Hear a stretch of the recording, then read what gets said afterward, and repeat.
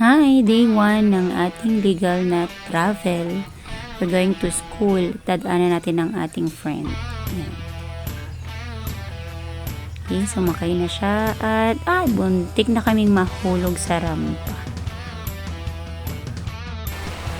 Ayan, at nagsimula na nga kami magkwentuhan dyan. Medyo mahaba-haba din yung aming napagkwentuhan. Simulan na lang natin sa itago natin sa pangalang Toot. At ayun, nadamay na nga ang mga bagay-bagay at ang mga tao na hindi naman dapat na nadamay. Charis. Magta-type na lang sana ako para gawing audio yung aking mga information na isi-share. Kaya lang nakakapagod din pala. Kaya mag-voice over na lang tayo. Okay, so antayin lang natin dito. Mayroon tayong makikita ditong pasaway na mamamayan. Okay, yan na siya. Ayan na nga po.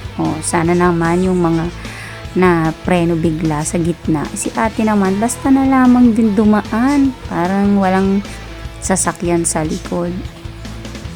Ayun, at kung nakilala mo ang iyong self at napanood mo itong aking video, ay bahala ka nang i-judge ang iyong self.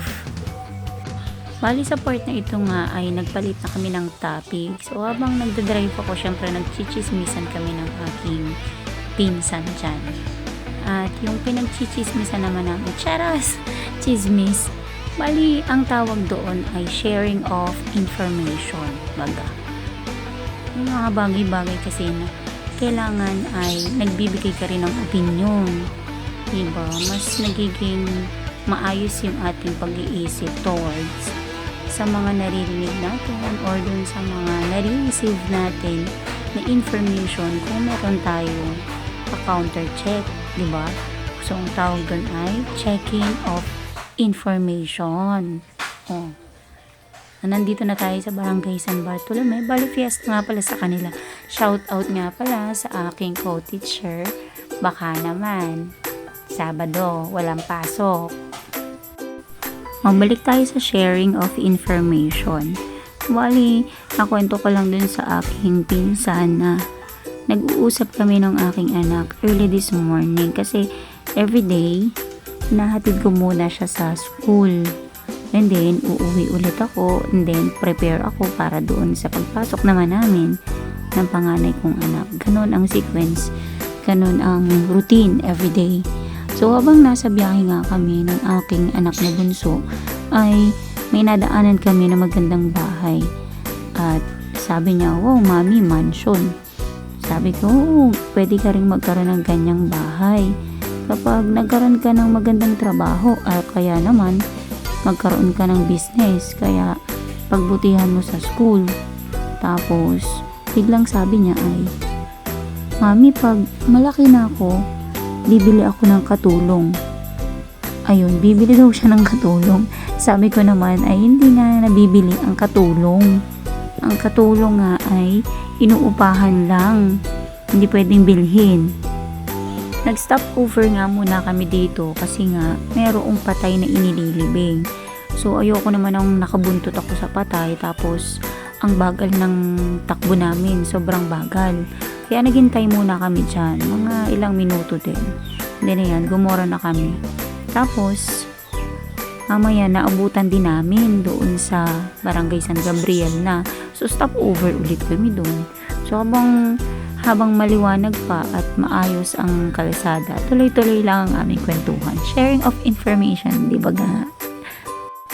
Isa nga sa best experience, yung habang nagdadrive ka ay nakakapagkwentuhan kayo.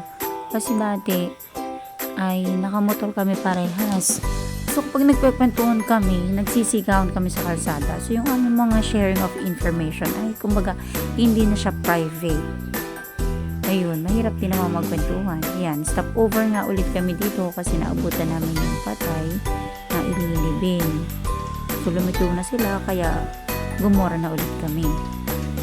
Ayan, dito na tayo sa Barangay San Gabriel. Medyo payapa na ulit ang kalsada. Kaya tuloy-tuloy na lang ulit tayo. At syempre, tuloy-tuloy din naman ang aming kwentuhan. Okay, on.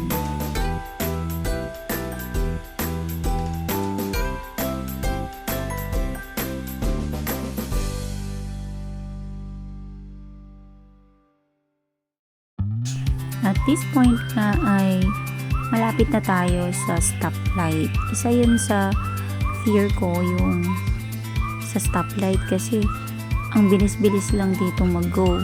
Parang ilang seconds lang siya. 50 seconds. Tapos minsan inaabot pa kami, 2 beses nag-stop yung red lights doon. Kaya 2 beses kang nakatigil. Ang sakit din si paa nung hindi pa masyadong marunong. Talagang nakababad talaga yung paa ko sa preno tsaka sa clutch. So medyo okay naman na, kaya alam ko na din medyo yung technique kung paano hindi sobrang manginginig yung hita ko. Nakalampas na nga tayo dun sa masarap na gutuhan. Search nyo na lang Katano. Ayun, bahala kayo. Nandun lang yan sa City Sub kung gusto nyo. Malapit na ulit tayo sa susunod na stoplight. At ang napansin ko lang, kapag inabutan ka ng stop dun sa stoplight dun sa may highway, sigurado pagpasok mo dito sa susunod na stoplight, stop ka ulit. Kaya kung nag-go ka dun sa unang stoplight, for sure, dire-diretso ka ulit dun sa pangalawa. Type on. Nandito na nga tayo sa Barangay del Remedyo at pumasok na tayo sa malapit sa LSPU. Ayan, LSPU na yan, may overpass. Tapos, kakanan na tayo dito. Kung ititrace nyo yung school namin, ganun lang. Ayan, pagpasok mo dito sa Amante ay merong maliit na skinitang dire-diretso lang yan. Dire-diretso, ayan, at medyo napastop nga po ang people dito. So, go na ulit tayo at oops, kaunting ligo-ligo pa at nararating na natin yung Amante Court na tinatawag. So, ayan, so ito yung Amante Court. And then, pagpasok mo dito, kabilang kanto na lang school na. Ayan na nga yung mga sasakyan, so puno dyan. Kaya dito tayo sa unahan. Yun, luckily, meron tayong space at makakapag-park na tayo. Ayan. Dito na tayo sa school. Kaya thank you for watching. Next time ulit. Bye!